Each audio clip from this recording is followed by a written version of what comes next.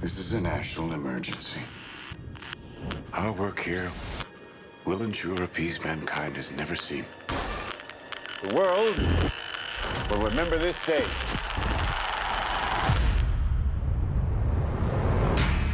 This is arguably the most important story of our time.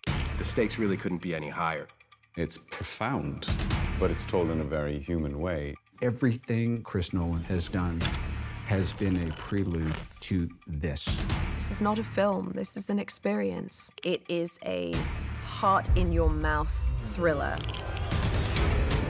I've been interested in Oppenheimer's story for a long time. At some point, I learned this key piece of information that in the lead up to the Trinity test, they were dealing with the very small possibility that when they pushed that button, they would set fire to the atmosphere of the Earth and destroy the entire planet. And yet, they pushed that button. I wanted to take the audience into that extraordinary moment in human history.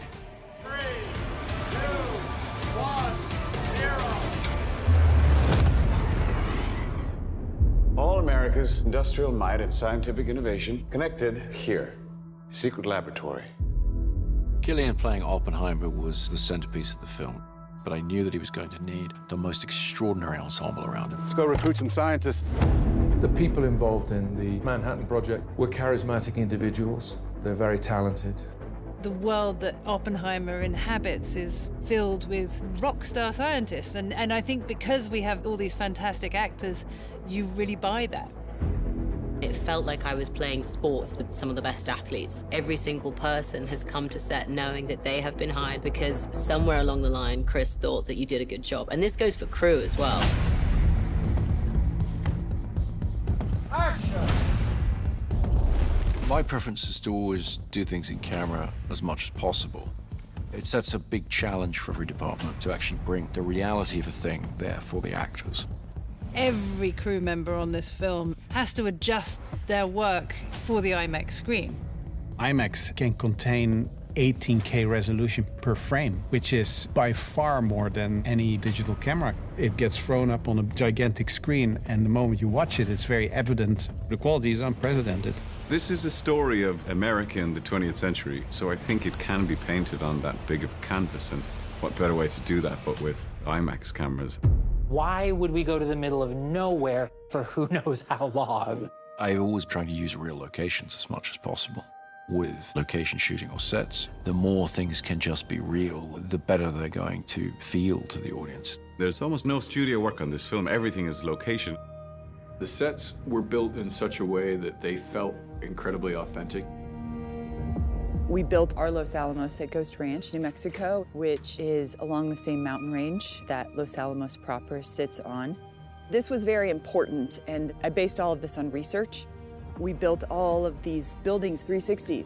We want it to feel like you are right there, you are in this is happening, this is real. This isn't a backlot. It's just the most transporting thing, you know, when you're there and it just looks exactly like Los Alamos 1940s must have looked, and you know that no detail has been overlooked. You know, we also shot in a huge amount of the real locations. We shot in Oppenheimer's house, in Los Alamos. We shot in Princeton. Walking through Princeton, it's really very funny because people, you know, they're walking around, they go, shooting those scenes, playing the characters who really had versions of these events happen there, you just get a real charge out of it, you know? This is a matter of life and death. But I can perform this miracle. When you do Chris's movies, things that when you read a script you normally would think would be visual effects, you know that you're going to be doing this stuff practically. They had to film the world of quantum physics. Their whole unit was one big science project. I was daily very jealous. it's kind of back to the old days. We did a lot of experimentation. We came up with some very interesting analog methods of how to approach this, all of which was leading to the Trinity test, which had to feel nightmarish and terrifying in a way that computer graphics never really is. What we were able to get into the finished film, to me, is extraordinarily beautiful, but also very frightening. Working with this whole team was such a great camaraderie, and with the commonality of we are going to get this in camera. I love Chris's dedication to that. It really speaks to Chris and the way he directs. All of the energy goes around the camera. Like, we're all here to do the same thing. Chris makes films for theaters, for movie-going audiences. You know, so you want to see that as it's designed to be seen. Watching this very different sort of film on that big screen, it sort of makes you gasp. You're right in their experience. This is, I think, a definitive moment in the history of modern filmmaking. Do yourself a favor and go see this on as big a screen as you can. With the sound design and the score and the emotionality of it, this is an unforgettable, unmissable experience in a theater. You are the man who gave them the power to destroy themselves. We made Oppenheimer on the largest scale possible because the idea is to come and experience this. His story is monumental and epic and extraordinary. It really has to be seen on the big screen to be believed.